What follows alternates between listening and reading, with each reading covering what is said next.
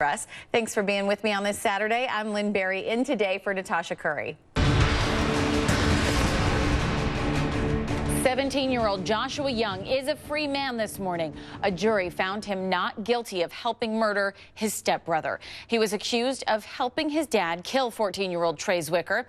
For now, Young is back with the foster family that helped raise him. And joining me now is Tanya Miller, a defense attorney, but also a former prosecutor. Tanya, first, I just want to get your reaction to the verdict. Well, I wasn't surprised by the verdict. I mean, listen, this case was so unique in that you had Josh Gowker, the dad of Josh Young, take the stand under oath, wearing the prison jumpsuit, and say, it wasn't him, it was me.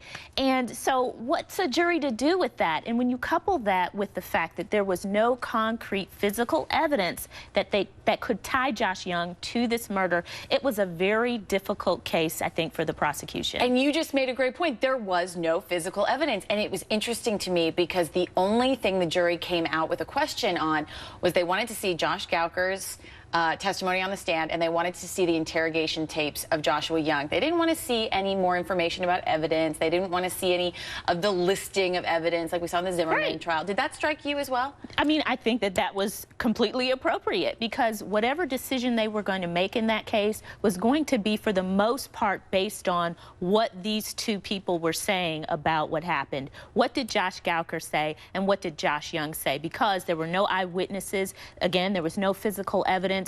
There really wasn't the kind of thing that juries like to hang their hats on, DNA, scientific stuff. They didn't have that.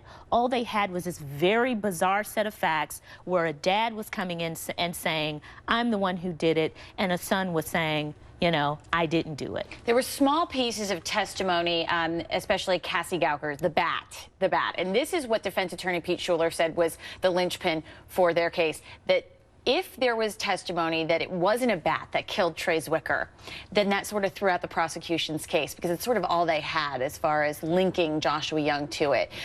What was your take on sort of Schueler saying that that was what did it?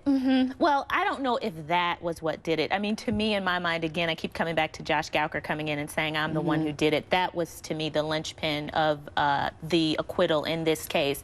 But it's not uncommon for witnesses to have some inconsistency, right? For there to be a person who says, you know, it was a bat and another person who says it was a pipe. I mean, those kind of inconsistencies aren't necessarily in and of themselves material. But I do think that Cassie Gowker's testimony was critical to the prosecution's theory because that is how they tied Josh Young to the homicide, by having Cassie Gowker come in and say, Josh Young came to me with the bloody clothes and the bloody bat, saying that he was involved in the murder. So when you could poke holes in a witness's testimony and that witness is critical to your theory, it can present a problem for you. The jury instructions were only 11 pages long. There was this specific note of the murder charge that you could charge him with murder or convict him of murder even if you felt like he acted alone or he acted with Joshua Gowker.